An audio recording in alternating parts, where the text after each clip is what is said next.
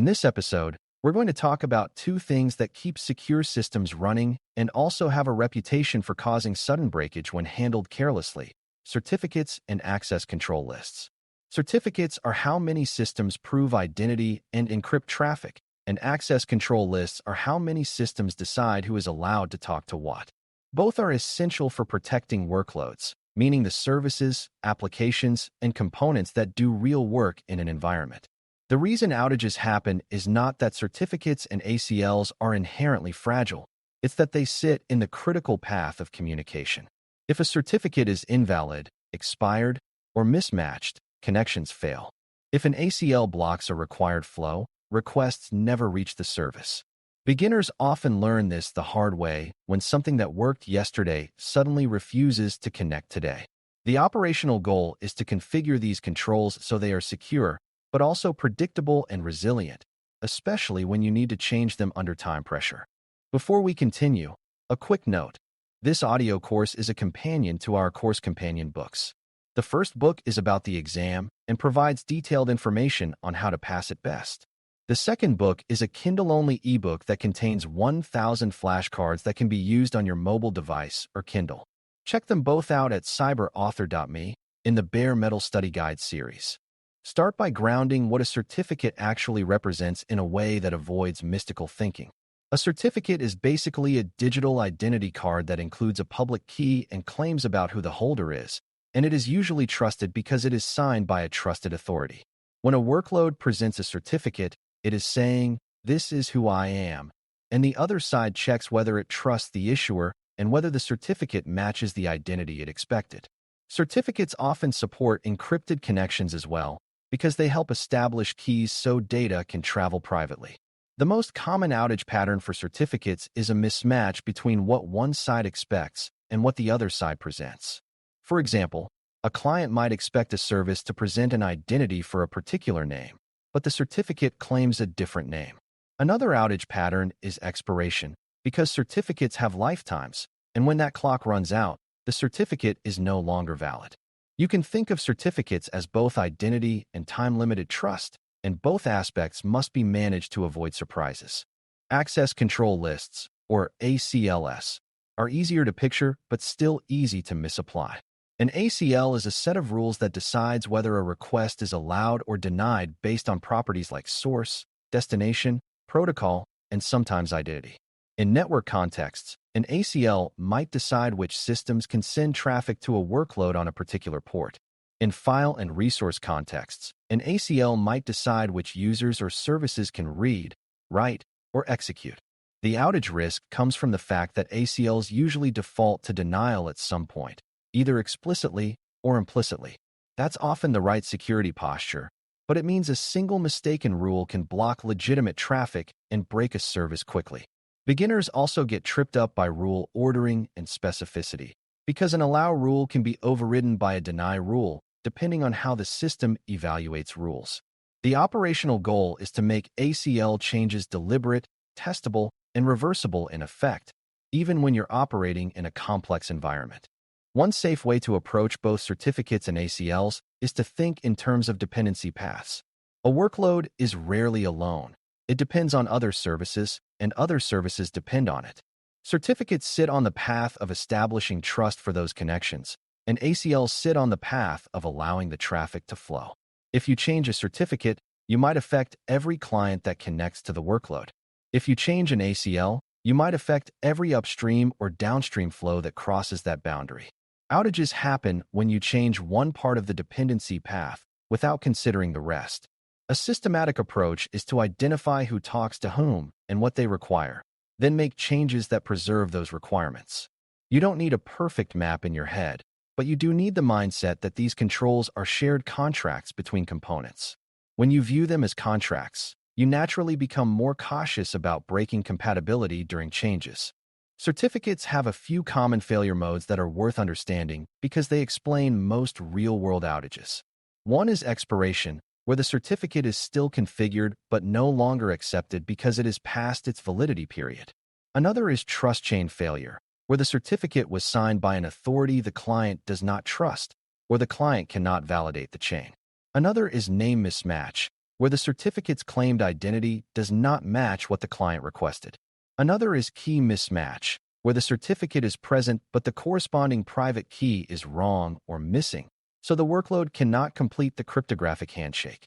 There are also cases where clients enforce stricter rules, such as requiring stronger algorithms or disallowing older protocols, which can turn a previously accepted certificate setup into a sudden failure after an update. Operationally, the safest posture is to treat certificate changes as time-sensitive and compatibility-sensitive. If you plan for expiration and validate identity and trust relationships carefully, you avoid the most common "it suddenly broke" scenarios. The path to avoiding certificate outages is to manage change in a way that supports overlap, because overlap reduces risk. Overlap means you can introduce a new certificate or trust configuration while the old one still works, giving you a window to validate behavior before removing the old. In identity terms, overlap might mean ensuring clients trust the new signing authority before the old certificate expires. In deployment terms, overlap might mean the workload can present the correct identity consistently across all instances so clients don't see mixed identities depending on which instance they hit. Even without getting into tool specifics, the principle is the same. Don't flip from old to new in a single brittle moment if you can create a controlled transition. Outages often come from all-or-nothing flips where one side updates and the other side doesn't, leaving a compatibility gap. When you design changes to allow a gradual transition, you make certificate operations safer and less dramatic. ACL changes benefit from a similar, safe transition mindset, but with a slightly different emphasis. You want to avoid accidental overblocking while still preserving least privilege. The most common ACL outage is blocking a required dependency flow, and that often happens because someone focused only on the workload itself and forgot that health checks, monitoring, logging, or service discovery also needs access. Another common issue is misunderstanding directionality, where traffic is allowed in one direction but reply traffic or related flows are unintentionally blocked. There are also mistakes around scope, such as applying a restrictive ACL to a broader set of systems than intended. The safe operational pattern is to understand the minimum set of flows required for normal operation, including non-obvious flows like time synchronization, name resolution, and certificate validation. If you block those, you can create failures that look unrelated, like a certificate check failing because the system can't reach a trust service, even though the certificate itself is fine. That's why outages from ACL changes can be confusing. The symptom shows up far away from the rule you changed. A powerful way to keep ACL work safe is to think in terms of explicit allows for known good paths and careful denials for everything else, while also being aware of evaluation order. Many systems evaluate rules in a specific sequence, and the first matching rule wins, which means a broad deny can accidentally override a later, more specific allow. Beginners often add a rule that looks correct, but place it where it never takes effect. Another subtle issue is that some systems have implicit rules that you don't see in your list, such as default denies or platform-managed allowances, and you need to understand where your rules fit in that evaluation. The operational mindset is to make changes small and to verify that your allow rules actually match the traffic patterns you intend. If you make big sweeping changes, it becomes hard to know which rule caused an outage. Small changes with clear intent are easier to troubleshoot and easier to roll back if something goes wrong.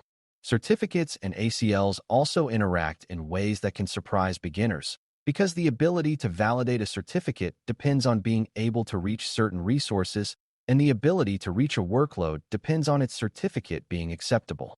For example, if a client can't validate a certificate because it can't access a trusted authority or a validation endpoint due to an ACL, the connection may fail even though the workload certificate is correct.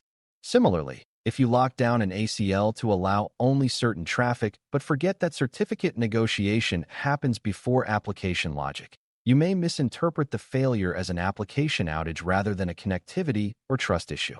The systematic way to avoid confusion is to troubleshoot in layers. First, confirm basic connectivity, then confirm identity and trust, then confirm application behavior.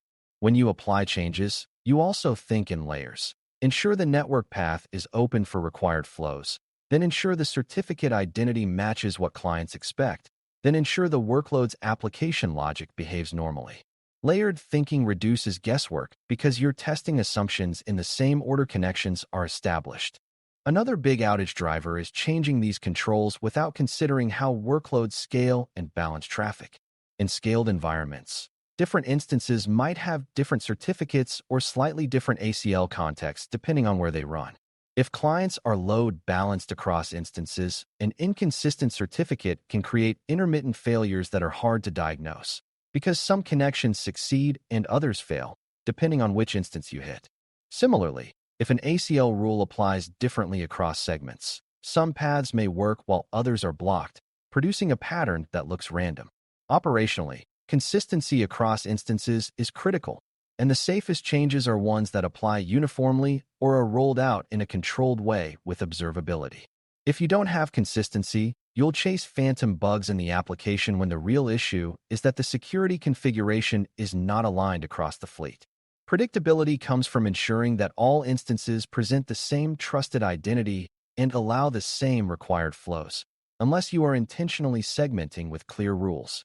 To close, configuring workloads with certificates and ACLs without creating outages is mostly about treating trust and access as critical contracts rather than as last-minute add-ons. Certificates must match expected identity, remain valid in time, and chain to a trust source that clients can validate, or connections will fail at the very start. ACLs must allow the minimum required flows for the workload and its dependencies, including the less obvious supporting services that keep systems healthy, or requests will never arrive. Safe operations come from small, deliberate changes, from designing transitions with overlap where possible, and from troubleshooting in layers so you can quickly pinpoint whether a failure is connectivity, trust, or application behavior. When you manage certificates and ACLs with these principles, security becomes a stabilizer rather than a source of sudden breakage, and your automation and deployments become calmer because they're built on predictable trust and predictable connectivity. Thanks for listening. For more audio courses, daily newsletters, and more, please visit baremetalcyber.com.